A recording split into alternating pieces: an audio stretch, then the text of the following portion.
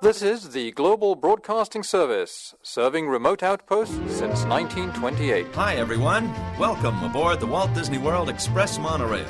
Caramba, we have something really big for you today. Welcome, foolish mortals. Now then, hang on to them hats and glasses, because this here's the wildest ride in the wilderness. This is the DBC Pod with Phil Schoen and Jason Dodge.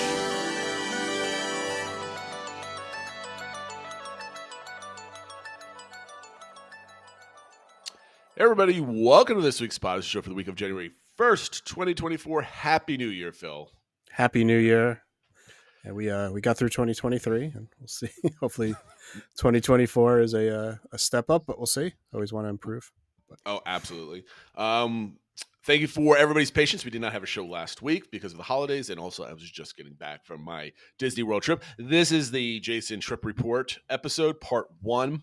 And I think we're going to squeeze this into a 2-part episode, unlike Phil's 50-part episode from earlier this year. But first, I think, Phil, before we kind of get cranking on that, there was a lot happening this week in Disney World itself.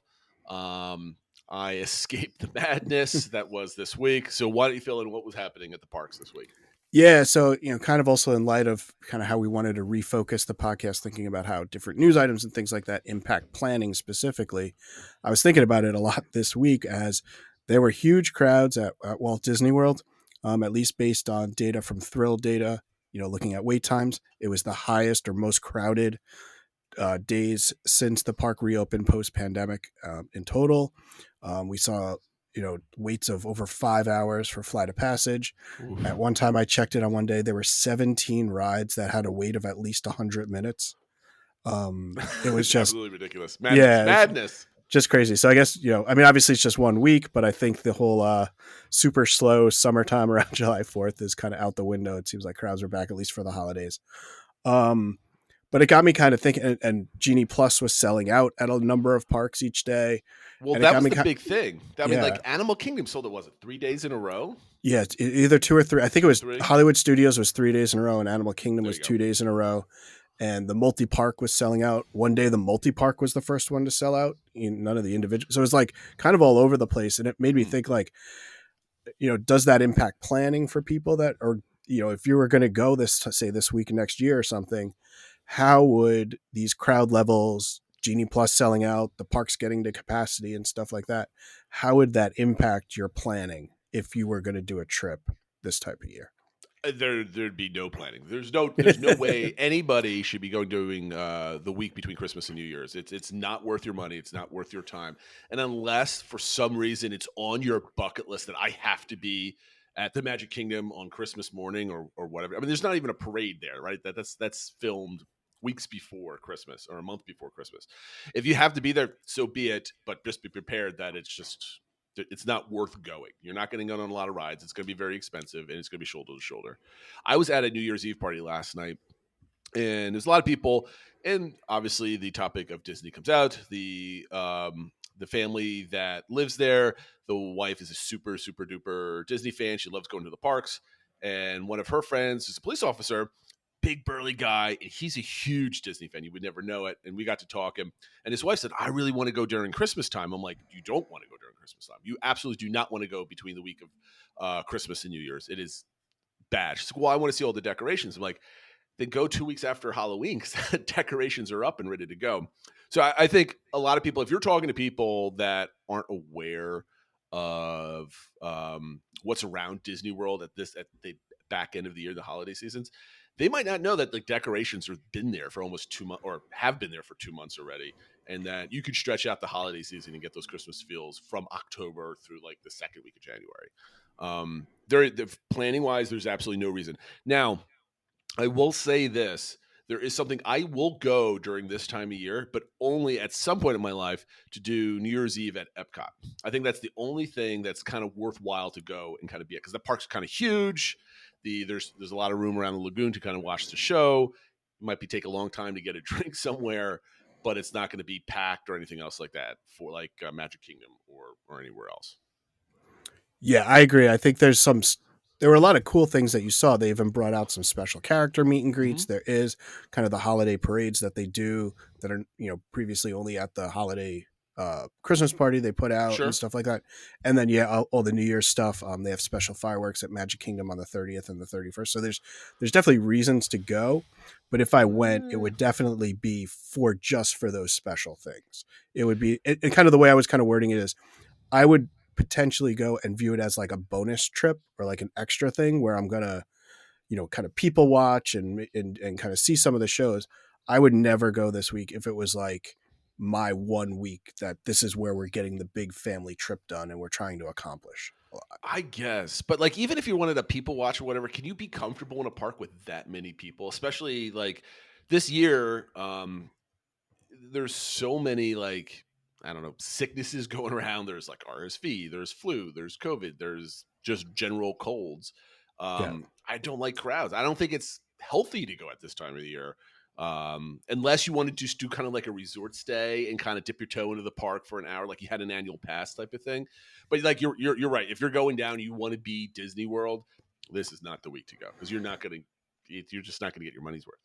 Yeah, for sure. So I just thought it was interesting to see, and you hope there aren't a lot of people there that this was their first ever trip and thinking like, oh, everybody will be home with their family. It'll be empty. But because I don't know what kind of impression the parks would give off if this is your first exposure to them, and hopefully everyone packed their patience and just tried to have a good time with what they were able to do, and didn't stress out too much. But yeah, just looking at some of those photos and where you see the line for the Festival of the Lion King was backed up into Pandora and stuff like that.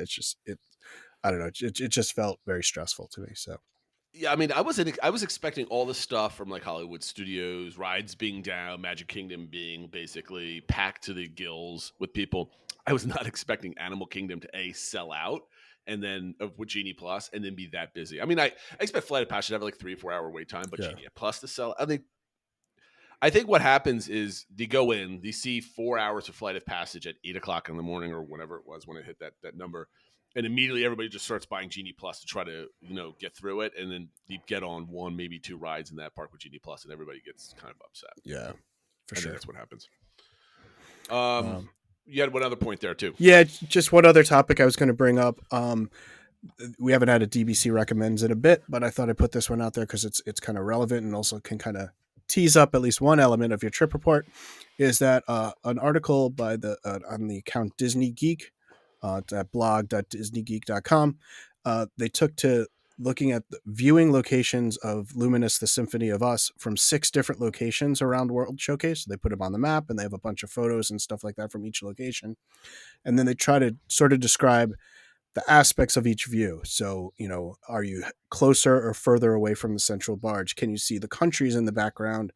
Can you see Spaceship Earth in the background? And then they also get into how easy is it to leave the park afterwards. So if that's important to you, are you going to be tied up in crowds for a while afterwards? Or are you closer to an exit? So I thought it was a really interesting concept. I know it's whenever there's a new show, especially at Epcot, it's kind of people, especially after Harmonious where your view was mattered a lot.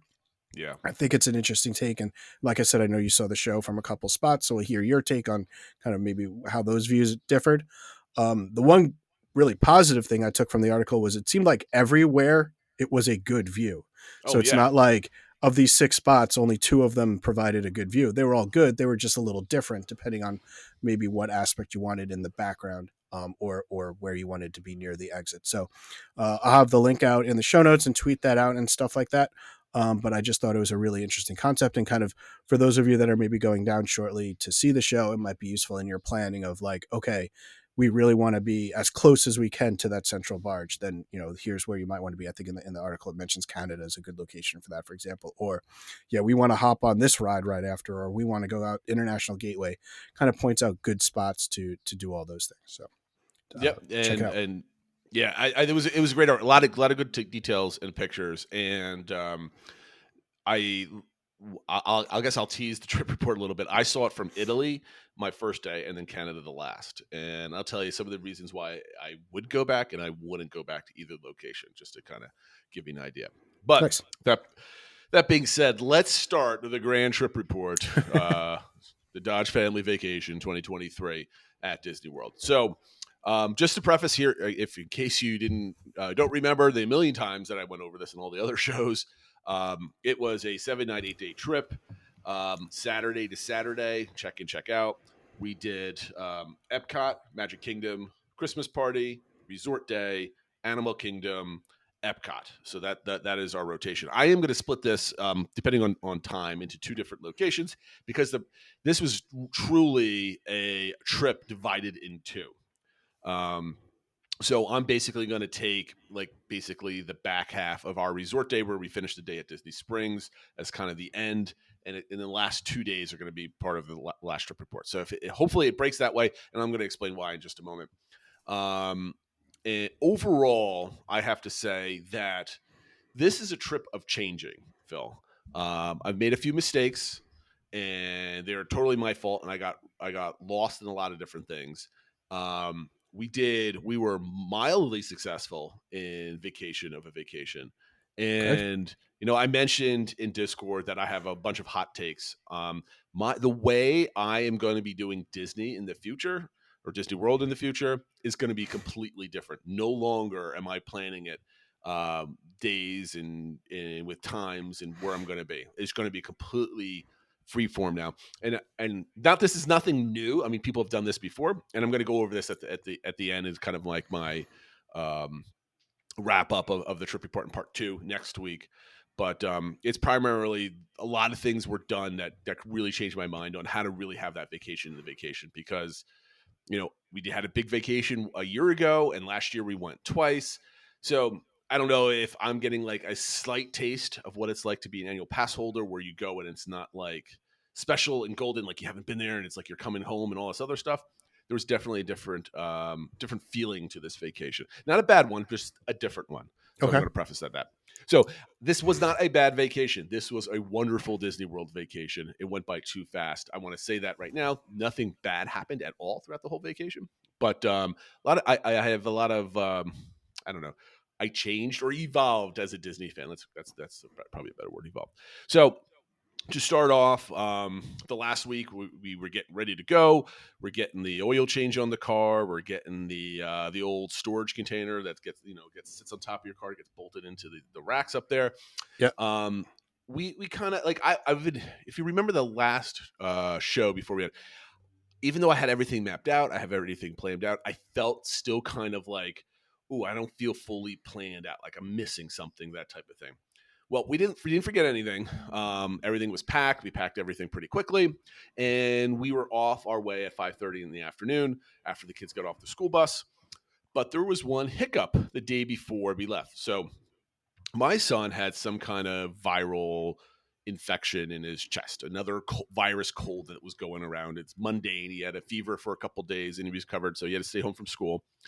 And then he recovered from that just fine. He tested positive for nothing. It was just your run-of-the-mill winter virus. And then the Thursday before we left, so we were leaving on a Friday, Thursday he wakes up with 104-degree fever and being sick in the bathroom. And I'm like, I am now livid. I'm like, oh my goodness, this couldn't happen at the worst time. And I'm extremely frustrated. And if you were in Discord at the time, you heard my consternation of this scenario. So we brought him to urgent care and he tested positive for strep. But the best part about strep is you get a bunch of antibiotics, you pump him full of them, and after 24 hours, he's non-contagious. And Friday evening, we got in the car. He was just a little tired, but in great spirits and good health, and away we go. So we dodged that bullet. Now, there has been a theme in all the Dodge Disney World vacations that somebody has to be sick or injured or hurt right before the trip. So for me, I was hit for a couple times of the first one. I had massive poison ivy on my arms because I did some gardening before we left. That went our first trip back in 2017. Then I got pink eye and a bacterial infection from one of my kids, like the weekend before we left. And then I think 2020 last year was actually relatively safe. And of course, this year we've had ear infections, and now we have recovering from strep. But we were very healthy and happy on our way down. So we leave on a Friday at 5:30, and then we arrive on property at noon the next day. I just want to make sure I got my times here done. So we get there at noon. The weather report was really worrying us, right? So on our arrival day, it was going to be rainy and windy tremendously all day long. Locals at Discord were like, be careful, it's really bad out, that type of thing. So we got there. It was cold, it was rainy, and it was windy. And that being said, we pulled up, we checked in. My room wasn't ready yet on the app, but I checked at the front desk. Our room was ready. Okay, interesting. So we were able to get in the room probably around about 12:15 or so. So I requested a room in Jamaica at Caribbean Beach Resort. And I was hoping to get the first floor. We talked about this several weeks ago. I did not get Jamaica. We were put in Aruba. And I got nervous there for a second because I forgot where Aruba was. I knew where it was generally, but I'm like, what's going on here? Because you could be misplaced in Aruba and it kind of be difficult.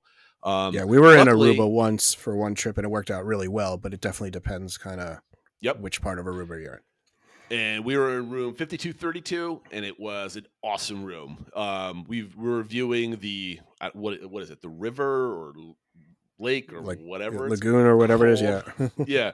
So you walk out our front door and you look to our left and you can see the Riviera. You look to your right and you're about maybe 80 yards away from the bridge that goes over into the other side of the property.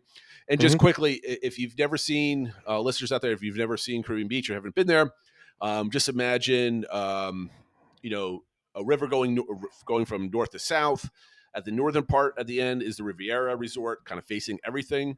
The lobby is on the east side of the river, dead in the middle with a pool and everything else.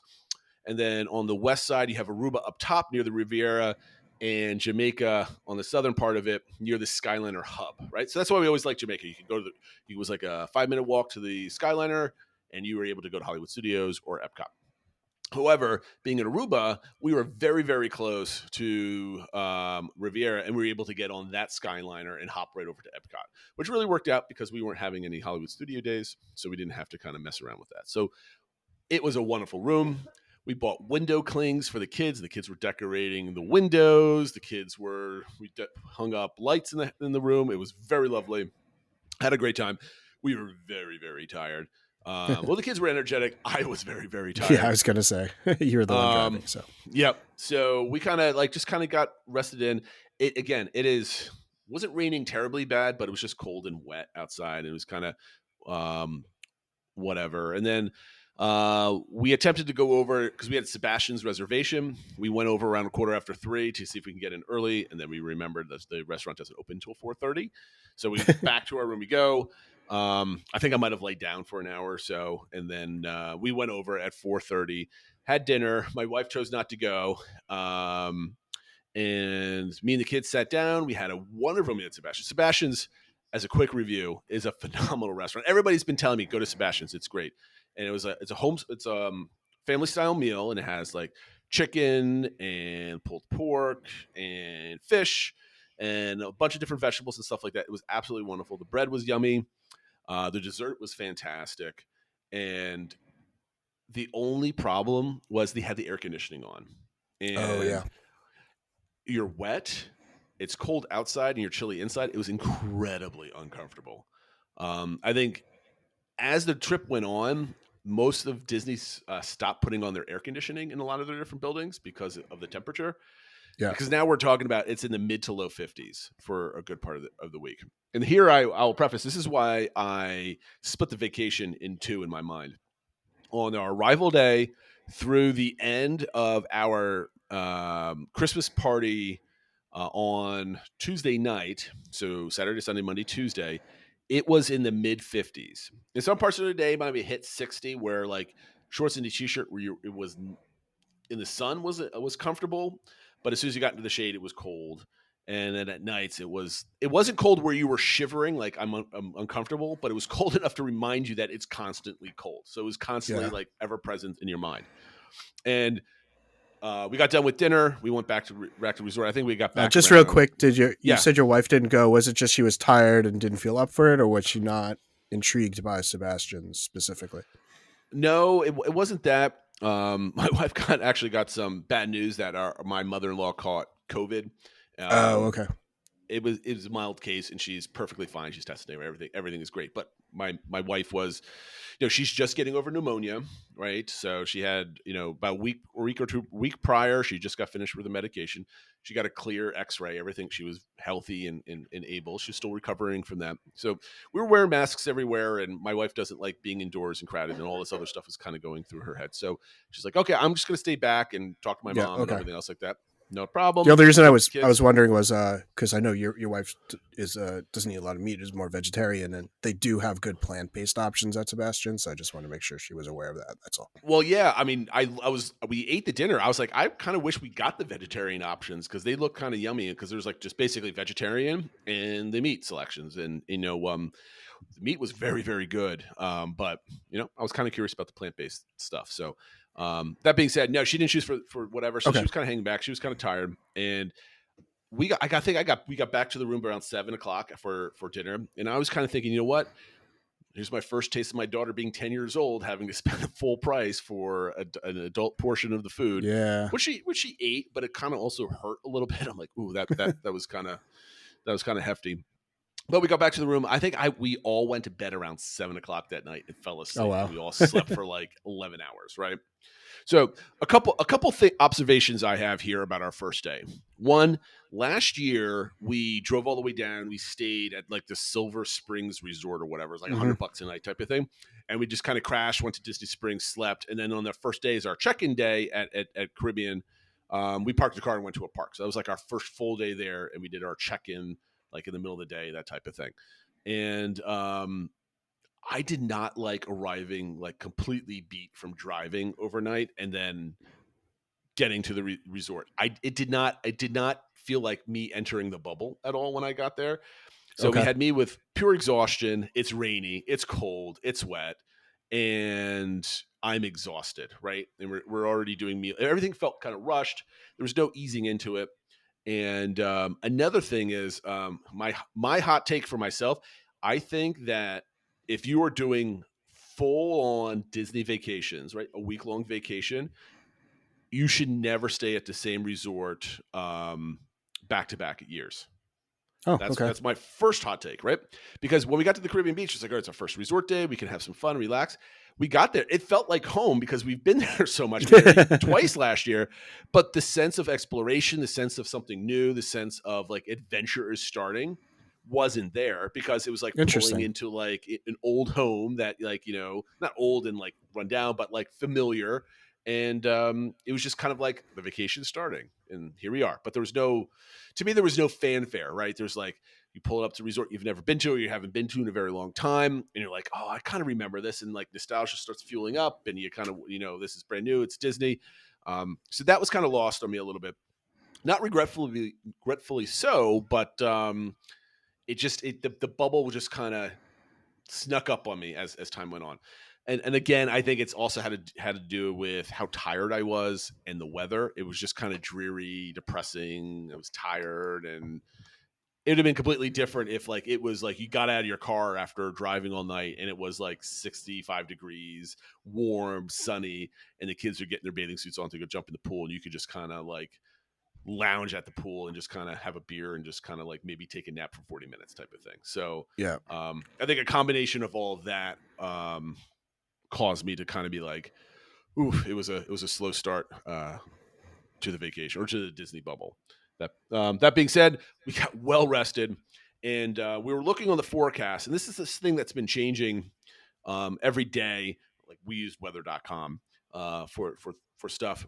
About a week before the trip, it was supposed to rain into Sunday for at least half the day, and the ending around noon or so. And that time where the rain ends was kind of shrinking down to like maybe it was just finishing around 9 or 10 o'clock because I think it was passing over a lot quicker. So I woke up at 6:50 in the morning, ready to go. And I'm like, okay, I am now going to do the Phil strategy of buying Genie Plus so we can sleep in because we're not going into later. And I'll just start stacking. So when we eventually do go to Epcot on our first day, we'll have some lightning lanes, right? Mm-hmm. So I buy it. I get a Guardians individual lightning lane. Virtual queue sold out immediately. and couldn't get into that. And then I booked Remy's for, I forget what time it was, sometime in the morning. I just missed my notes. Where did they go?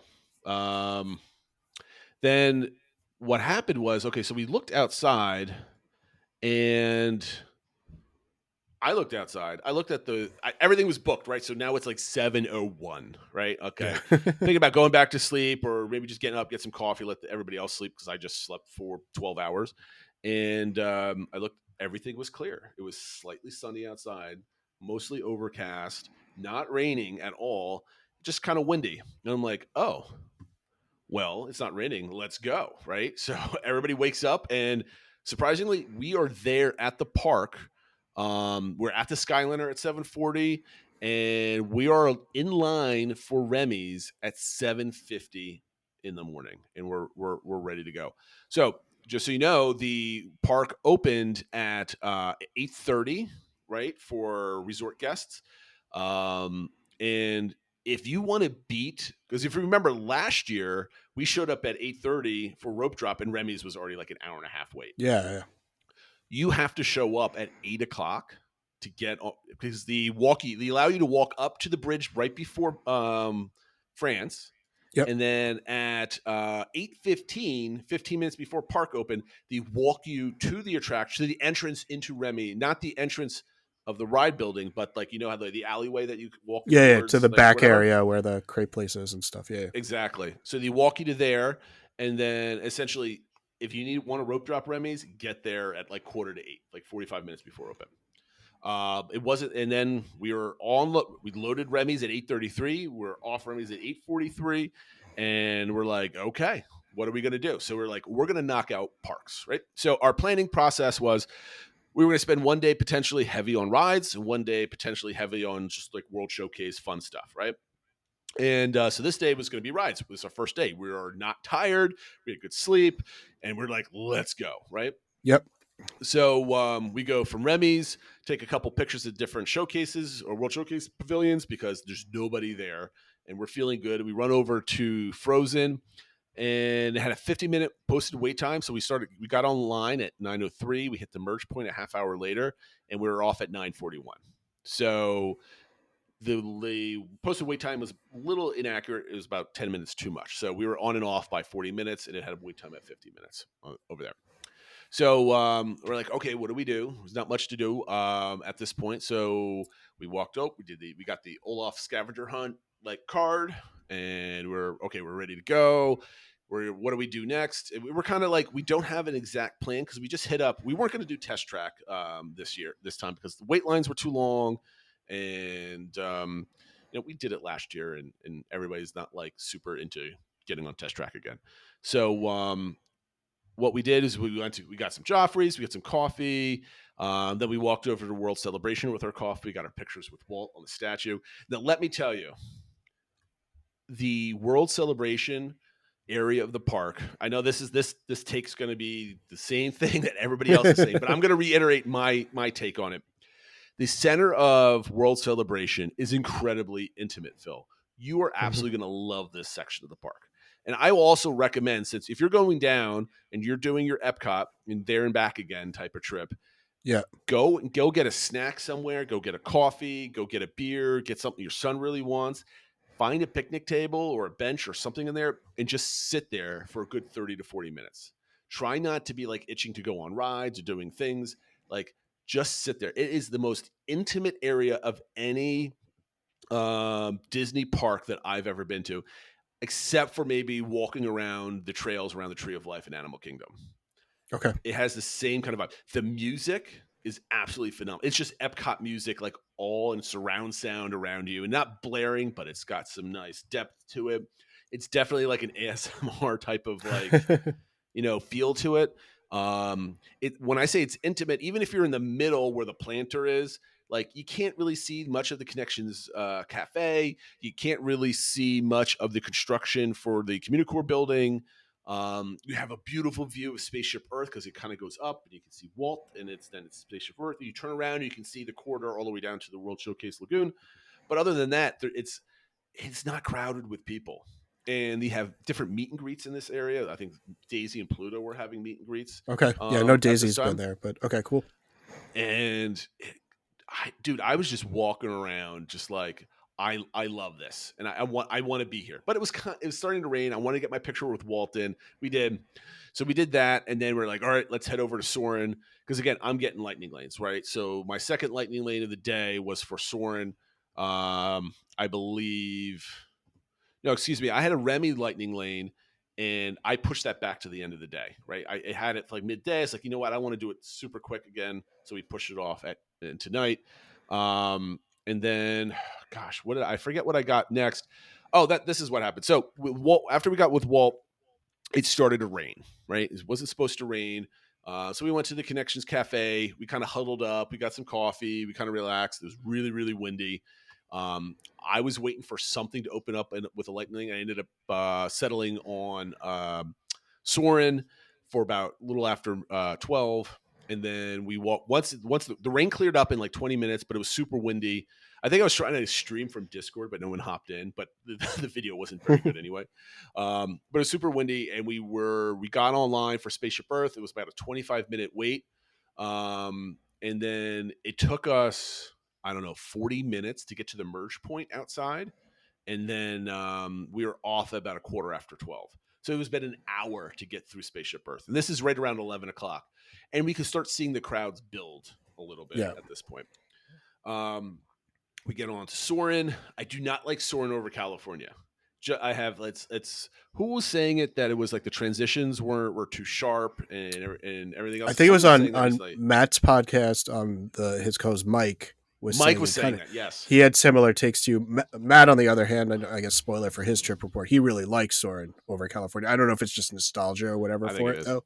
But yeah, Mike was the one who was saying that, like, yeah, just after seeing the newer one, which has kind of the smoother, inventive transitions and stuff, that it seems more jarring with the over California one. I mean, I enjoyed it because it was new, but my kids were saying that they didn't like it as much because it was just a clip show. It wasn't as cool and everything else like that. So, in any case, so now we're off we're off Soarin'. We saw our friend Zach. So we got a nice picture with Zach, said hello. Unfortunately for us, and fortunately for him, he was going home for the holidays on Friday, so we weren't able to see him again when we got back there. But we were off Soarin' right around, I don't know, quarter after 1 or so. So here we go, Phil. Just to recap the first half of the day, we got there super early. We got online for Remy's. We got online for Frozen. We got Spaceship Earth and Soarin' done. We still have a lightning lane now for Remy for later in the day. We have our individual lightning lane for Guardians, and not much else going on at this point. Now, we're all very hungry at this point. So we go to La Hall. My wife loves this place, and she got all the nice French types of foods. We got some macaroons. We got a bunch of different delicious. What do we got? There's like a flatbread with like tomato and basil on it. We got like a quiche, and then we got some really yummy sandwich that they had there with some soft cheeses and stuff like that. So that was very good.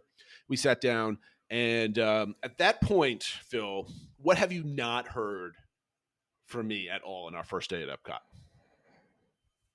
You haven't gotten. I don't know. Well, there's no vacation to vacation, right? Vacation. Yeah.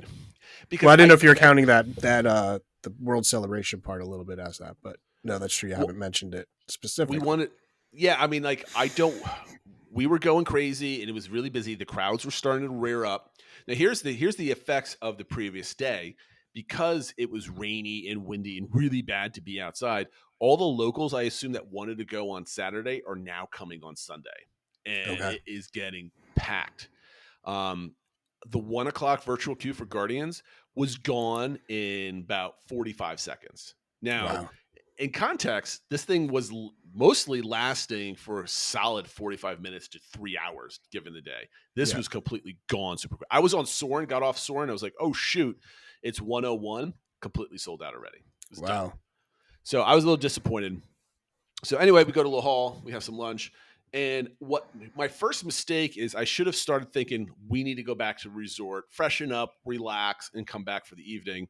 But no, we couldn't because Guardians of the Galaxy was for about 2:45, right? So that being said, so all right, we got to be here, and then we did the Beauty and the Beast sing along. This is the first time we've ever done that. That was entertaining. My oldest daughter really liked it because she says, "Oh, so that's the reason that this happened and this happened," and she didn't really kind of see the confusion of why LeFou was the person. She's like, well, next time we watch the movie, we got to look out for this because this is the real reason. So I guess you did a good thing, and the kids kind of connected with it and wanted to watch the movie again. That's good. See, you don't hear a lot of chatter about that other than people complaining that it's playing instead of Impressions de France. So it's good to know that you guys gave it a shot and you enjoyed it. Sometimes those are unexpected things are the ones that make some memories. Yeah, and I think the kids would want to see it again. So anyway, we did that at 1:55. And we had Guardians, so we started walking over to Guardians, and we did Guardians at 2:45, and we got off around 3:30. So it was about like a 40-minute virtual queue. This was our individual lightning lane. We got over there around quarter to 3, and we got off at 3:30. That's what happened. It seems a little bit long, but there was still some waiting at the line to go in. My wife did a ride. I was just gonna say that ride, like even with the individual lightning lane, there's just like so many kind of segments to the process of that ride that it takes a little bit, even with the individual lightning lane. Because you got the walk to the loading room to the showroom. Then once you pass the showroom, loading the vehicles is probably like a solid 15 to 20 minute. Yeah, because you do have that extra queue after that, which doesn't matter how you're getting on with individual lightning lane or not, you're going to have that wait. So yeah. Yep, that's the merge point there. So we got through that. Now, the best part of this is my daughter is now 5. She's about to turn 6 in about 1 week from today. And she went on a couple times, and she was terrified of this ride. She was crying, I had to almost drag her onto the ride vehicle. Oh, my gosh. And this is last year. So as we got out for the second time, and I asked her how and she was kind of nonverbal with this, but she when the camera was on her, but she was like, the first time she went on it last year, how much did you like it? She pinched her fingers. I only liked it this much. And then the second time she went on, she's like, I liked it this much. She lifted up her fingers just a little bit, and she's like, oh, so you liked it a little bit, and she's like, uh-huh. And then so this time when we went on, she was nervous, but there was no crying or trying to get off or whatever. She was just nervous as a little kid. But then after we got off of it, she was like, Daddy, guess what? I like it this much. And she held her fingers spread out as much as possible. For those that are watching, my fingers, you can see my fingers, but those listening, my fingers are spread really wide. So she really, really loved it. And she was hyped for everything. So she was doing all the roller coasters this trip. So at that point, we are now done with all of our time sequences timed things other than Remy later that day. And I knew Remy we can get on whenever we wanted, that type of thing. So at that point, we needed to go back to a resort. We had some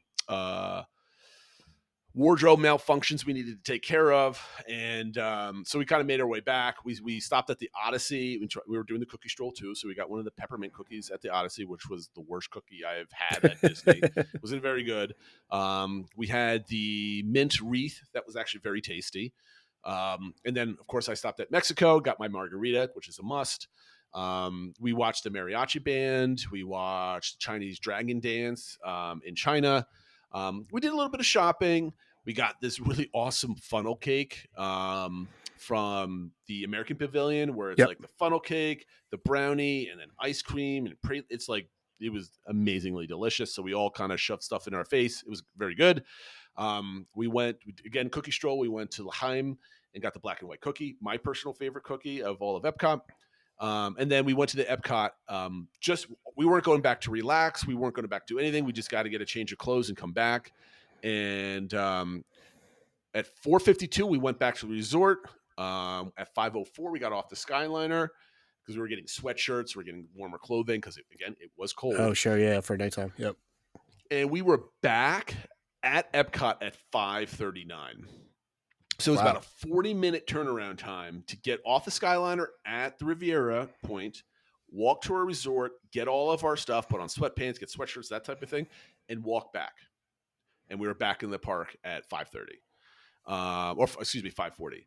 And at that point, we're like, okay, we got nighttime things we got to do. Again, here's my checklist of things I wanted to do. Very excited. We did Journey of Water at about a little after 6. And my goodness, Phil, Journey of Water at night is absolutely gorgeous. And the kids loved it. And the kids were just playing. We were in there for about a good half hour, and we had a wonderful time. The image, I mean, these are old takes, right? Because Journey of Water has been open for quite some time now already. If you've been there, you've seen it. You got to see it at nighttime, correct? No, only during the day, because that's when our preview of it was. Oh, right. Yeah, the preview going. I forgot about that. Yeah. So it's definitely on my list for our down and back is to check it out. Check it out at night. That, what you said about World Celebration and Journey of Water are definitely in the mix for what we want to do then. Yeah, it was absolutely fantastic. I mean, I could stay in there forever because even though there was a lot of people there, it didn't ever feel overcrowded except for the around Tafiti where she had like a photo pass going on. So we had to wait a little bit, like 5 minutes to get a pictures taken, but it was actually fantastic. The cameraman was being very, very polite because he noticed that my son was wearing a New York Giants sweatshirt. And he started talking football. I'm like, no spoilers. We haven't watched the game for today. So we were going to go back to the resort and watch the game after the park day. But he was very confused about spoilers and that. I think he was just being nice and didn't really actually understand or watch football. But that being said, we were in there for about a good half hour. And then I had a lightning lane booked for Living with the Land. And but it expired like an hour before, about 50 minutes prior, and because I totally forgot about it. But we walked over there anyway, and I was like, let's just try our magic bands. It was a 50-minute posted wait for Living the Land when we got down there. Because it had the glittering greenhouses, right? So yeah, it had all the cool so that lights. It gets a bit more of a line when it has that overlay, for sure. Yep, absolutely. And the light lanes work. It saved us 50 minutes because I was not leaving that building without going on this thing again at night. And that's really awesome. My first time at Christmas on Living with the Land, and it's really peaceful. I really enjoyed it. I have some really good video that I took of it, so I'll be building up my own home movies with it. It was really cool. We were off at about 7:00. We rushed down to Remy's at about 7:40. Got off about 15 minutes later. And then at this point, my wife was very tired. My son was a little tired too, because again, he's 48 hours removed from being it was a pretty long day at that point. You Yep. didn't really get much of a break. So the two girls and I went over to Italy to watch Luminous. Stopped by. Oh, actually, they didn't leave just yet. So we got off of Remy. We were going over to fireworks. But they were still hungry. My oldest daughter really wanted the sushi treat from Japan, so we got her that. And then again, I was planning on going from pavilion to pavilion, just getting some snacks from the different booths. My wife was not having it. And again, I failed to know when her blood sugar gets low, and she was very hungry. So we went to the Regal Eagle and got some plant-based solutions, some hamburgers, some kid stuff. And I have never eaten there, and it was actually quite delicious.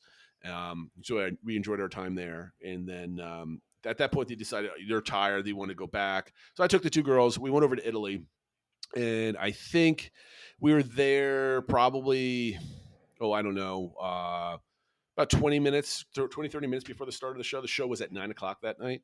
Okay. And at this point, we were just kind of sitting on the steps. Like, you know how in the part of Italy kind of juts out, where it kind of has like the little Venice kind of feel to it with the boats and everything else, like the canals, whatever. And I'm surprised that this wasn't like kind of roped off, but people were just starting to gather there. And I think sometimes nice. it is closed off for corporate events or private events, but if there's none that night, then anybody can go there. Yeah. So we got ready for Luminous. Now, this will be my only take on Luminous. I will only say the differences that I felt there were for my Canada viewing later in the week. Okay. So Luminous is an amazing show, Phil. The videos, if you haven't seen it yet, and you're seeing everybody's reactions on social media, X, forums, Discord, wherever you're seeing it, if people are giving their opinions of it and you ask them, have you seen it in person? And they say no, you can completely discount their opinion. Their opinion does not matter whatsoever. This show is by far 100 times better in person than it is on video. Video does not do it justice. It does not capture how close you are to these barges. Because you got to remember, you got the central barge, you've got the barges sticking out from it in like the star formation, and then you've got the ones that detach and kind of go further out. It is an intimate show. And again, this is the second time I'm using the word intimate at Epcot. Italy was not overcrowded. We weren't pushing for people. We were just kind of sitting around. It was cold, so that was the only uncomfortable part of this. But once it started, it was like the music was fantastic. People are complaining about like the IP shoehorned in songs. Those songs, other than the Frozen song at the end, are unrecognizable from their IP version or the famous versions of them. They're completely redone. And yes, the lyrics are there, but like the cadence and the tunes of the songs are completely different, and they feel like almost original songs at this point, or really good covers, I guess, right, or whatever you want to call it. A lot of people complain about the narration, like there's too much talking. Again, personal opinion. I thought the narration was great. I have no problem with it because it's not just a fireworks show with music. It's a narration. It's a story that's being told, I think. And I think it comes off really well. Some of the pyro and the effects of everything are just absolutely phenomenal. I was blown away. There's a sequence towards the end of the show where these like yellow starbursts are being shot out from each one of the barges kind of towards the center. And you get shot off by farther away and they all kind of meet up. But then as they're kind of timed properly, as they're coming towards the middle, there's more that shoot straight up. So it almost looks like the fireworks are shooting up at like, let's say a 35-degree angle towards the middle. And then they kind of look like they get swooshed up, like the arc up. And it's just a really awesome effect. I know I complained about, there's a portion where there's like a duet going on with the music. It was very kind of hard to hear with video. That is not the case when you're there. You get a really good feel for it. And just the impact of all the welcomes and everything else like that. Now, I will say, in Italy, you get a great view of Spaceship Earth, and that's. And I don't think Spaceship Earth really has anything to do with the show at all. It's just kind of nice to have it in the background. But what you're doing is you have your back almost completely to the world, all the different pavilions, the countries, and you're kind of missing out because when I saw it in Canada, there's a different showing, and I'll talk about that later on at Epcot. But like, we got done with the show, and the only issue is we're in Italy. It takes a while to walk over to the International Gateway to get out. Right. Yeah, for sure. So that was the hardest part of everything, but it was a wonderful day. It was a long day. Yeah. And again, we were there open to close. And what did I say, Phil? We can't do open to close at any of the parks. But here's my thing. I did not want to get Genie Plus for this day, right? But I woke up and I thought it was going to be rainy. I was going to do the fill strategy and sleep in and stack. Yeah. But we didn't do that because the weather was good. And I'm not sitting around day one when the weather is good and we have parks to go to, right? So what happens with Genie Plus is you constantly have the next meeting that you have to go to, right? So if you have a job where there's always meetings that you're scheduled for, your day feels kind of trapped by, well, I got this at 2, then I got this at 5, right? And that's kind of what happened, right? We didn't need Genie Plus. The parks were crowded at the end of the day, very crowded. So the point where like walking from, let's say, Journey of Water to Remy was like, we got to kind of muscle our way through a little bit. And with little kids, it was kind of tough. So I did not like having Genie Plus. I do not like having a schedule at Walt Disney World. Now, if it's your first time, scheduling is great because it guarantees you stuff. But the more I go, more I want to be in the parks, but I want to be in the parks on my schedule, not Disney's schedule. Yeah. I think especially knowing you had the 2 Epcot days, it probably felt like you can spread things out a little bit more versus, if you only have one Magic Kingdom day, maybe you want to get more in on it. Yeah, no, that's totally true. It's just I don't like being in the parks having to crisscross, knowing I have to be somewhere at a certain time for a certain thing like that. Yeah.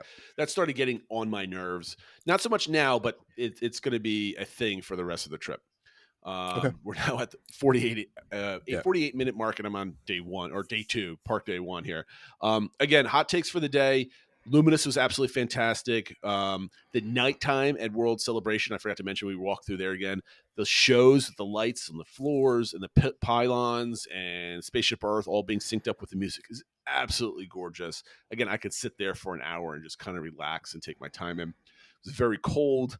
Last year when we went, we were able to go to shorts and t-shirts at night and be okay. Maybe you need a t-shirt or a sweatshirt. This time you definitely need we needed sweatpants and a sweatshirt. So we all went back. We went to sleep because next day is our Magic Kingdom day, day number 3. And we ended up sleeping in late this day, right? So I woke up. I got a virtual queue for Tron. I got boarding group 22. We got Jingle Cruise for 10:20.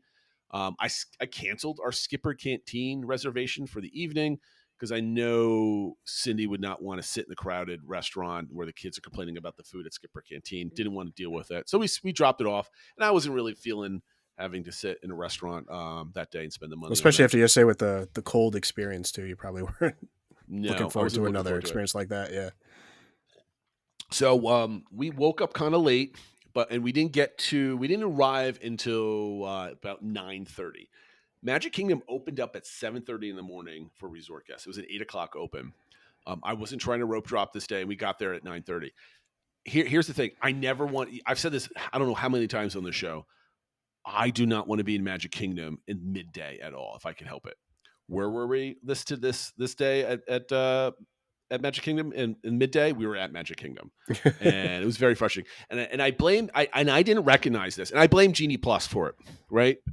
We had Genie Plus for the day. I bought it. This is the only day I was planning on buying it. It was very helpful for the busyness of the day, but we kind of took our time a little bit. But because we had Genie Plus, it did not leave me the freedom of saying, let's leave the resort and let's go, because I was just like, okay, well, we need to get our money's worth. So let's start. I started doing the, commando route for Magic Kingdom at this point. Right? Yeah. I need to get my money's worth. I need to go on the next ride, and the next ride, and the next ride. That's definitely a big issue, I think, with Genie Plus is when you pay for it, especially this time of year, it's not cheap, and you got a family of 5, and like you said, you feel like you got to get your money worth. Whereas when it was FastPass Plus included, if you got a couple uses out of it, great, but you didn't really feel like, oh my God, I gotta get 5-6 in here just to get my money's worth, like you do kind of with Genie Plus. Yeah, and again, this is only 2 days out of this week were non-party days, and the park was packed. My wife's not happy. She hates crowds. It was probably like a solid 8 there that day. And with Genie Plus, it was every time I saw return time just creeping later and later. Like normally, even some of the mid-tier rides, you could see like at 8:00, like a 12 or 1:00 return time. These were all creeping up to 4 or 5, like pretty quickly. Yeah. So I was just like, oh man, I got to start like. At some point, I have to stop rolling from one lightning lane to the next and start stacking. Everything's kind of disappearing. So anyway, we get there. My boarding group for Tron was for like I bought an individual lightning lane for Tron because I saw our virtual queue. We weren't going to make it because it was for 9:30 and we got there at 9:30.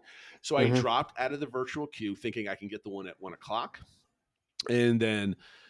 We got in, we arrived, we kind of did our normal Main Street stuff. We took some pictures, we strolled around towards Fantasyland, and all the rides were just immediately like 40, 50-minute waits, right? 30, 40, 50-minute waits. Like even like Haunted Mansion and stuff like that. So we missed our like rope drop window for like good rides, good times for that. So anyway, again, an hour later, we're now eating Friar Nook breakfast, right? This is one of the things we wanted to do. We want to get those tater tots and stuff like that. Food was taking a little bit of a long time. So we just had like some pretzel bread. It was like pretzel bread, sourdough bread with sausage, egg, and cheese. We took that over to Pinocchio House, and we just kind of ate a nice breakfast. It was very, very nice. Because all of our plans changed because I went to a guest experience Blue Umbrella and say, look, I just want to check something. I dropped out of the Tron virtual queue because I want to get the 1:00 when I wasn't going to make it. Am I able to join it again? He's like, oh, no, you can't do that. I'm like, oh, so planning tip for you guys.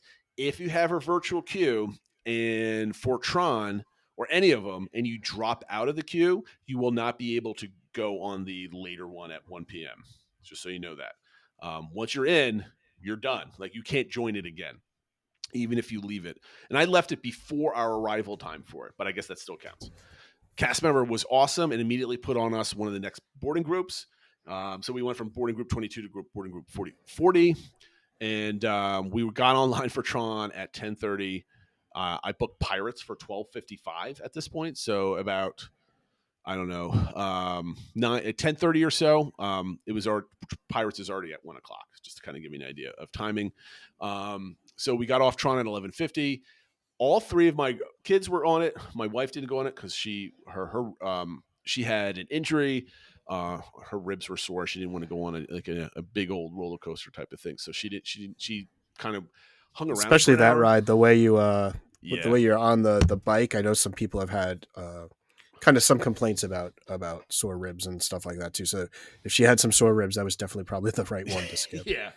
But of course she was complaining because it was super busy and like her whole family was on Tron we were online for Tron at 10:30. We didn't get off till almost 12 o'clock. So it was about an hour and a half right there. We had a similar experience where my son didn't want to ride again, and we did Tron, and he was doing the Speedway, and same thing. It took us like an hour and a half, and he's like, we wish we would have told him like you could have ridden it a few times because he was just waiting around for us. So she probably had a similar feeling where it's like, this is taking forever. Yep. And my whole vacation brain has kind of left. It was like, oh, we got to go see the parade. So we went back into Fantasyland, went through the castle, and kind of saw the parade kind of go by from the castle like stage area, kind of how it comes out. And we were able to see the dragon, see some of the floats go by, and then we kind of skirted back out and went over to Pirates. Actually, we went to Pirates at 12:50. I got a Teacups Lightning Lane, believe it or not, because that's one of my daughter's favorite rides.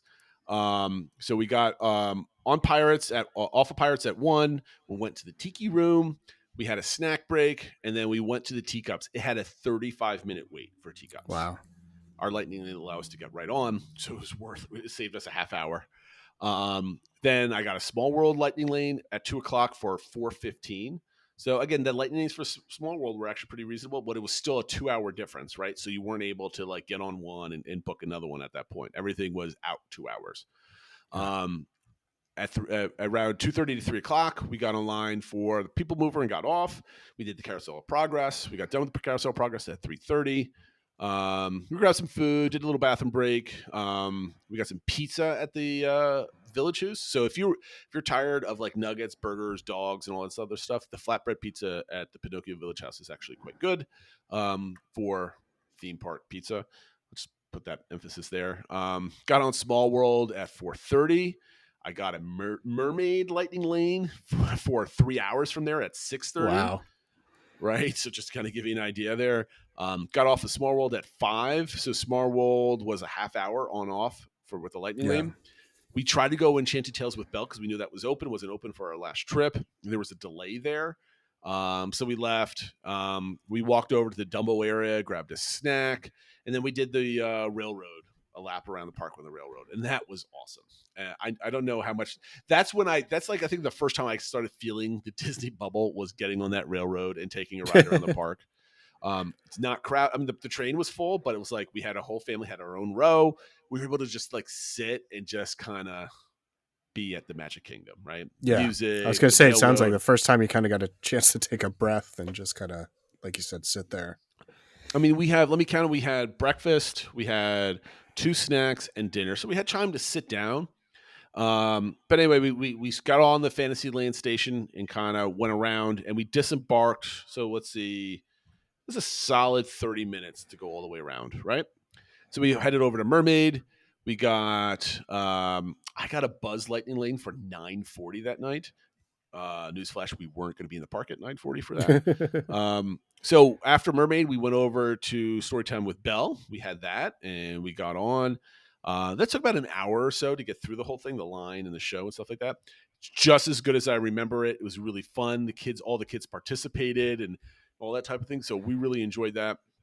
We got on the Jungle Cruise at 8 o'clock. And of course, I had pushed back, or I booked a Lightning Lane individual Lightning Lane for Tron. That was for 9:30.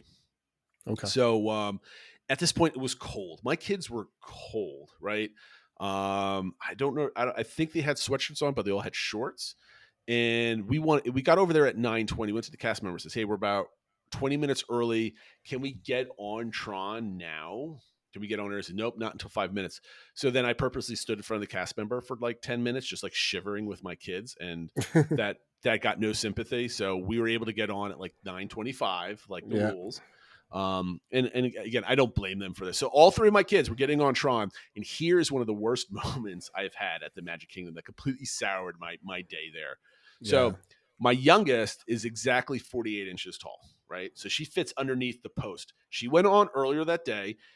She passed all the tests and then, all the height checks. And then the last one, the cast member that was doing it, she just had to stand up straight and she banged her head on the bottom of that stick and she was ready to go.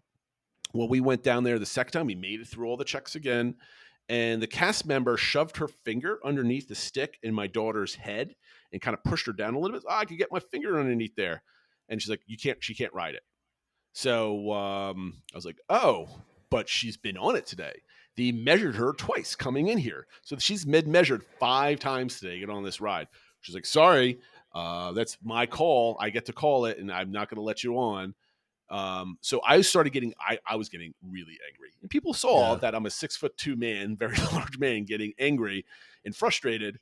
I get ushered into the area. I was thinking about starting a scene, but I'm like, this is not going to end anywhere near good for anybody. So I took a deep breath, calmed down, and left. And I was just stewing in the things. Like, well, do you want to do rider swap? And I looked at her, was like, I have 3 small children. Who am I swapping with? Like, do you think I should have my 8-year-old son watch my 6-year or 5-year-old daughter while I go on the ride again? I'm not leaving them alone in this place like this. So my youngest was upset. I was pretty upset. We wasted our money for individual lightning lane. My wife was cold, tired, and or not hungry anymore, but cold and tired, waiting for us for an hour to get off of Tron. We were in and out with an individual lightning lane about 25 to 30 minutes, so it wasn't too much long of a wait. That being said, we got back to the resort around 10:30, and we just completely went through 2 long days at 2 parks, like crazy. And this is my first mistake, right? I should have taken breaks in the early day, left and come back, all sorts of things like I normally should have done. And I completely learned my lesson that I can't do full park days anymore. Like 12-hour park days, it's not healthy. It's not good. Yeah. Especially back to back. Yeah, it wasn't smart. Now, here's what happened, right? Like, we got to the park late, right? So 2 hours after rope drop. That completely threw me off. Not like I had a plan of attack for Magic Kingdom this day, but if you notice, Tron was the only ride that we went on that was an e-ticket attraction. We didn't get on any of the other mountains at all. They were super busy. We didn't get on Haunted Mansion, and it was a long day. We didn't do. My wife remarked that we didn't get to do any of the bigger rides, and she's right. But we did a lot of the other smaller ones, though. But we didn't go Pan. We didn't do Pooh. We didn't see the shows. And it was Genie Plus that kept dragging. Like, Disney was dragging me like hook, line, and sinker through the park. Come here. You got to wait. You got to use your Genie Plus. It's booked for 3 hours from now. You can't leave the park because you've got that Genie Plus. You got to, and it's just like, could I have modified everything and pushed everything back? I could have, but I wasn't thinking that way at that time. I was trying to maximize the day because it was super busy. I was trying to balance the enjoyment of my whole family around there. And I will never do Magic Kingdom during a party season again. Never. I will never do it a full day at Magic Kingdom ever again during a party season. I don't think I'll ever do a full day at Magic Kingdom ever again, period. So my hot take is this is not the way to do Disney World anymore. And I have a new plan of how to attack it, which I'll go in part 2. Okay. Before we close, I want to go and do our party day. I want to do the party, and then we'll close off the show and leave everything for part 2. Okay. So, again, 2 long days, and we're exhausted, right? But I knew we had a party day the next day. Like, we didn't have anything to do until like 4:00 or at lunchtime. We were going over the Grand Floridian. So we slept in late. We got breakfast in the room, and they were like, we desperately need like sweatpants for everybody. We just need some better gear. We went to a Walmart nearby, 10 minutes away. So we left the bubble in the car and drove, and I didn't mind driving. I thought it was like going to be like a bubble burster type of thing, but it wasn't. So we were in Walmart. We got some more bottled water. I got some beer to put in the room, which was great. Didn't have to go spend $10 a beer at the Banana. Yeah. So and then at like around 1:00, we went to the beach at the Caribbean beach and just kind of played in the sand, sat in the hammock for about a half hour. It was very nice and relaxing. Everybody was in good spirits. And then we needed to get over to the Grand Floridian. We decided, instead of having to drive and mess with parking at either the TTC, because I don't think we would be able to get into the Grand Flow with our car anyway without a reservation. Right. We got off at 1:45. We got off the Skyliner at Hollywood Studios. There was a bus waiting, and we got off the bus at the Grand Flow at 2:12. So call it a solid half hour to get from with 2 changes, right? So we walked over through Riviera, took the Skyliner to the hub to Hollywood Studios, the bus from Hollywood Studios with a Polynesian stop because it's a Poly Grand Flow bus loop. And we got off. And then we had a wonderful day or wonderful hour or so. We got online and got our pictures taken in front of the Christmas tree in the Grand Floridian lobby, got in line to get the gingerbread and some other snacks and chocolate and stuff like the caramels. I don't know what my wife ordered. While she was online, I kind of wandered around outside. I was kind of looking around at the Polynesian DVC tower construction. Got back, and there's almost nowhere to sit outside on the grounds to eat like food. I'm kind of surprised that there's not like tables or somewhere to sit out there, but there isn't. And we kind of sat on like a cement barrier for one of the gardens. The candy or the chocolate and gingerbread are not very good. It is totally not worth your time to buy any of the snacks at the gingerbread house. It's beautiful to look at. It's definitely worth your time going to the Grand Floridian, looking around the place and visiting it or exploring it if it's your first time. But the food was not very good. And I'm not a connoisseur of gingerbread, but my wife, who's been baking and cooking and doing gingerbread houses for 40 years, she said it wasn't very good. So I'll take her word for that. But in any case, we're like, okay, we got to go to the party. We go upstairs to the monorail, and the line is wrapped up all the way around up there. But it moved very fast, right? So we got online at 3:08 for the monorail, and we got off 20 minutes later at the Magic Kingdom. So okay, that's not too bad. Yeah, I would have been a little worried seeing that though, but it sounds like it moved pretty quick, which is good. Yep. Yeah, it was perfect. So we were there at 3:30, so a half hour before the party opened, and they kind of ushered like a line. You know how you could go underneath the monorail line to get into the security area? So it was kind of wrapped around that way towards the buses. And we got on. Once they started getting in, I don't remember what time we got into the park. I think we got in right around 4 o'clock. We had a bathroom break, called my mother and showed her a video of the Magic Kingdom as we were walking around.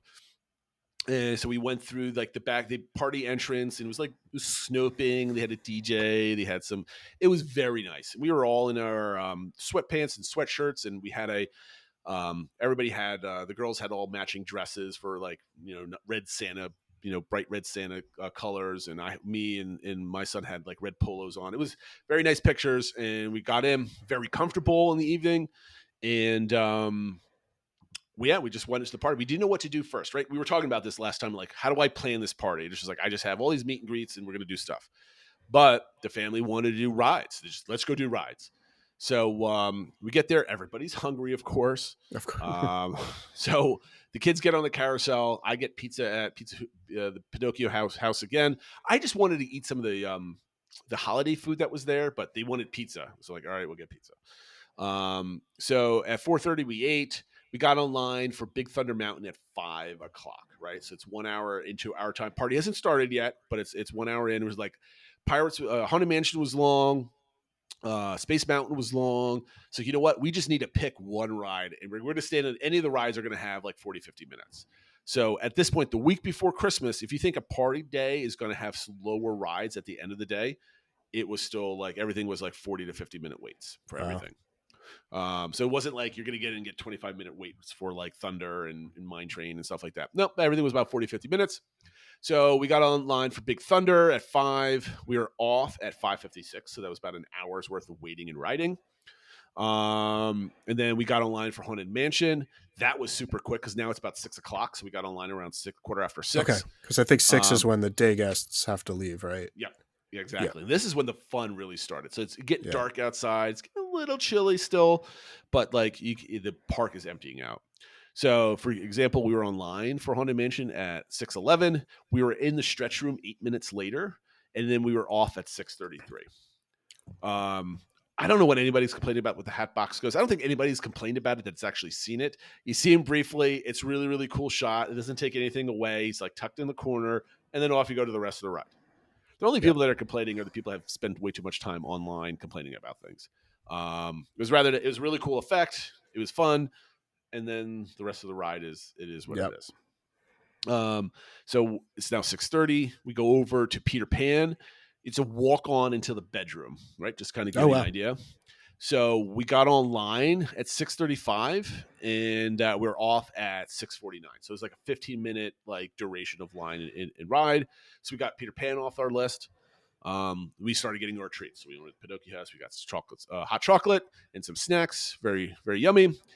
We got on Seven Doors Mine Train at 6:55. Merge point 15 minutes later, and we were off at 7:20. So all said and done, 25 minutes for line and ride for Seven Doors Mine Train, to give you an idea.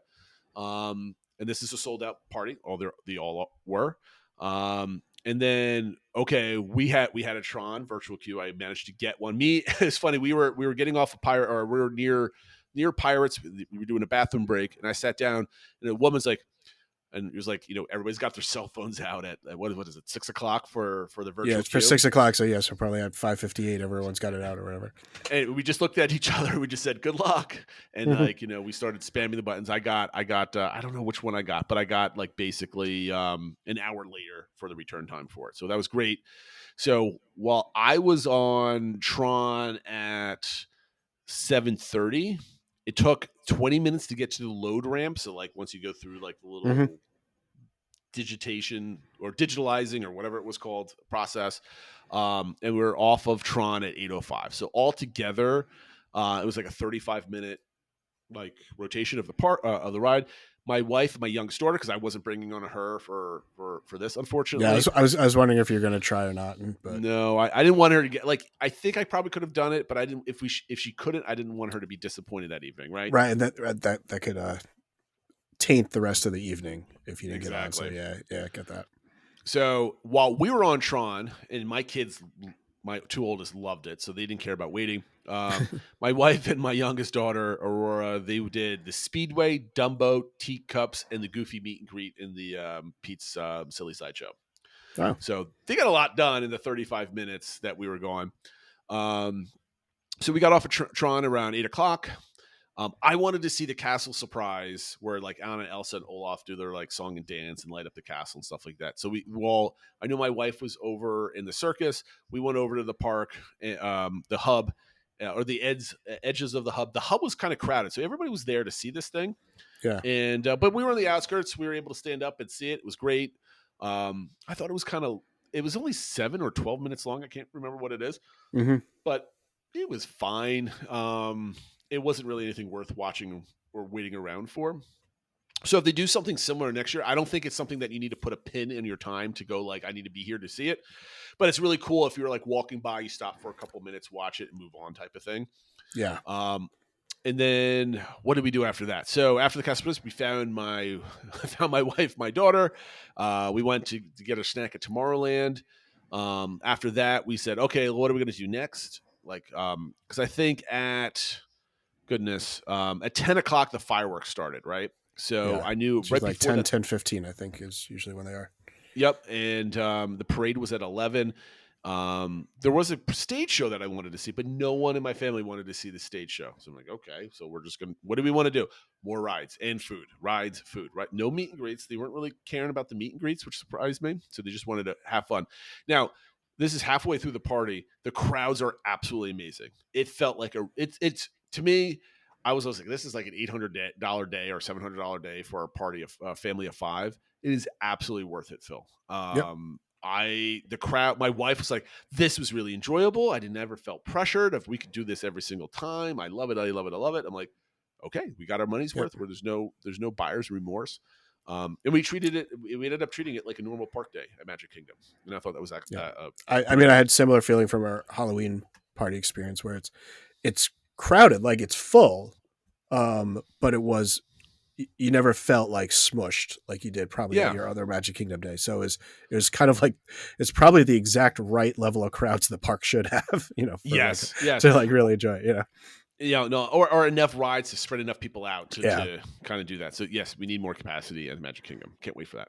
So Tomorrowland retreat. So we finish our treat, the cookies and everything else, and we go over to Space Mountain, and it's a 35-minute wait. And I'm like, I don't want to do Space Mountain for 35 minutes. Because a little bit later we did the People Mover. We got to go around and see the lights and the music playing and stuff like that. So like, all right, I saw it. I don't need to go on Space Mountain. I don't like the ride vehicle. It hurts my back. My daughter was incredibly upset that we didn't go on. We went, we saw the Collective 5. This is one of the things that we saw on one of the preview videos that the streamers put out at the beginning of the party season. And we just kind of made fun of these 5 guys singing and dancing because it was like a corny version of a boy band. It was like, and I feel bad saying we're making fun of, but it was almost like a parody version of like a boy band. Like you're supposed to kind of laugh and have fun with them type of thing. And my wife and my oldest daughter were like, "Oh my God, we love you." And they were kind of like practicing, or pretending to faint and stuff like that. So we kind of watched them sing for like five minutes. It was cute. Then we got on Buzz, and because we didn't get to do that, and we were having fun. And we realized my daughter left her small little pink bag at Tomorrowland Terrace. And it has two of my GoPro camera. I mean, they're cheap GoPro cameras, like they're $25 a piece. Yeah. We have footage on them that we want. And I didn't mention this before, but my daughter has been like walking around with a GoPro camera and she's pretending to be a vlogger and talking into things. And she took a cool chest harness ride shot of Tron. That was really cool. So there's a lot of cool stuff in there that we're going to kind of look through as a family later on. But she lost her bag. And we're like on Buzz and she's just panicking. Oh, I have to get out. What's happening? So we got out and she just books it from Buzz all the way to the Tomorrowland Cosmic Rays and gets in there. She's all panicking and crying. And another mother comes up, "What's wrong? Are you okay?" And I'm like huffing back. I'm like, "That's my daughter. She's fine. We lost something. We're here to look for it." And a cast member picked it up and brought it to the Lost and Found. And we were able to retrieve it. So it was that's a happy good at ending. least. Yeah. So 2 trips in a row, my daughter loses something of value. So if you remember from my trip report last year, her earrings came out in our night swim day in the pool. Yeah. And somebody had found him and turned him into a lifeguard. And we spent like an hour searching for these things until they're like, "Oh, I have these right here." Okay. So next time she lost her bag, we found it was a happy ending. We were happy. So we got on the People Mover again, second time, loved it. It was really cool to kind of just chill. And again, this whole night was like you can see that we're kind of just bouncing all over the place, but we were never like rushing or running or anything else like this. It was like we were strolling through the park. We weren't in any sense of urgency. It was very nice. So at that point, we're off the People Mover. I was like, we need to head over to Pecos Bill's so my daughter can get the tamale, the Christmas tamale that she's been asking for constantly. So that was one of her things she had to have at the Magic Kingdom for the party. So we went over there, Pecos Bill's. I was thinking about you, thinking, I hope I don't get sick or this tastes absolutely horrific. It was fine. The tamale was kind of extremely lame. It was just basically all cornmeal and sauce. It was kind of nasty. But that was fine. So then this is 9:30. Oh, on the way there, I finally was able to get cheeseburger spring rolls for myself. I was like, look, family, kids, I've been online for you guys forever for everything. I'm going to get something for me. You have to wait. So I was able to get spring rolls. They were very, very good. Then we went to Pecos Bill's. We went to Tortuga Tavern to get a treat. Kids did not like the eggnog, but we got a sugar cookie there. And of course, my youngest daughter, Aurora, she's very, very picky. She didn't want any of the rice and beans or the nachos or whatever from Pecos Bill's. So I went and got her a Casey's hot dog. And she ate half of it with all the French fries. So her stomach was nice and full. And we kind of, my wife was shopping for a sweatshirt for my son. And then we kind of went through, the shop there. And then it hit 10 o'clock. We were around Main Street for the fireworks. And I guess everybody was up in front of the castle, but we were kind of the upper end of the, why can't I think of the name of the shop? What's the name of the shop? Emporium? The big one? Emporium, thank you. Yeah. Emporium, yes. We're like the last exit of the Emporium before Casey starts. Yeah. Mm-hmm. Main Street was empty, right? Like everybody was kind of in the hub watching it, but it wasn't packed like humanity. Yeah. We were on Main Street with a wonderful view of the castle. And the fireworks. My kids were in front of us all dancing around and twirling. My wife and I were just kind of sitting there, kind of like arm in arm, just taking in the show. Wonderful fireworks show, by the way. It was very fun. And I'm like, if you can only view the fireworks with the ability to kind of have a 10-foot radius around you where you weren't like pushed. It was to me like, that moment was almost as magical as watching Happily Ever After, which I didn't note from my previous day's trip. We did not see the fireworks show. You remember that? Yeah. It was just we were pushing through towards gosh, where were we? We're coming out of Adventureland. I gotta look here. Where was I? I didn't have that on my notes. That's why I didn't bring it up. But goodness, it was, here we go. At 9:00, we were getting off a Jungle Cruise, and I wanted to see the fireworks a little bit, like just get an eye on it, like the bridge from Adventureland. Mm-hmm. That was packed, and my wife wasn't having it. And then we kind of pushed our way through for, where Santa does his little meet and greet over there. Yeah. Behind like the Christmas tree, Christmas shop. Yeah, with the gazebo where Tiana sometimes meets. Yeah, we kind of pushing our way there, and it was just packed. And there's people all over the place. Disney has to do something about this. It was absolutely atrocious. So we didn't even see Happily Ever After. We just went ahead and kind of moved around and eventually went over to Tron and closed out our day. That was the day before. But for the party day, after the fireworks, a lot of people started leaving. We're like, nope, we're not leaving yet. So we pushed our way up. We went and did the Speedway. And then we did that, and then we lined up for the parade at 11:00, and then we kind of left around 11:30 once the parade was over. We could have gone over to Space Mountain to wrap up the day, but my daughter was very, very disappointed she didn't get on Space Mountain. I'm like, you just spent 8 hours at Magic Kingdom at a party. You cannot be disappointed. You're not allowed. My son was very tired. He was also extremely cold, even though we had 2 sweatshirts on, a polo shirt, and sweatpants. He was getting cold. Everybody else was doing good. We got back to the resort. Oh, that was the thing. We got online at the bus from back to the Caribbean beach. We waited. I didn't write down how long we waited about maybe 40 minutes to get on a bus. Oh, wow. There was a woman ahead of us that was already waiting for 40 minutes by the time we got there. The buses were, we saw. That's surprising. And that's only Caribbean Beach. Like we saw like many Art of Animation buses kind of whip around. Caribbean Beach was just not showing up. It was maybe one of those things, but it was kind of embarrassing. Disney needs to do better than that. Yeah, usually at the parties and like the late night things, like I know we're at after hours, like usually then they have like people like managers, for lack of a better word, kind of organizing. And like I know one time they even put us on like a different bus and said they'll take you to your resort and stuff like that. So I'm a little surprised that they didn't manage that a little bit better. I was waiting for them to flag down another bus. Yeah, exactly. Say, you come take these people back because they've been waiting forever. But we got back as your typical bus ride back. I don't know. We got back at like 1:00 in the morning. Yeah. And, again, the next day is our resort day, so we have no plans for the next day. Everybody can sleep as long as they want and do whatever they want. But yeah, that was our 3-day sprint, right? So just to recap, because this is the end of part 1, we got there. It was very windy, rainy, and cold. And this is basically the first half of our vacation, technically and figuratively in my mind, because the weather got better. We're constantly cold. Like you don't expect to be in Disney World in fuel cold. Not like I'm in shorts and a t-shirt and I'm feeling chilly. I should put a sweatshirt on, but like I'm wearing sweatpants and a sweatshirt. No, I totally hear that. Cause like going to Disney feels like vacation. Vacation should be different than where you're like, it should be warm. It should be, and I get what you're saying. It doesn't need to be 95 degrees, but it shouldn't be like where your son's in multiple sweatshirts and still cold and stuff like that.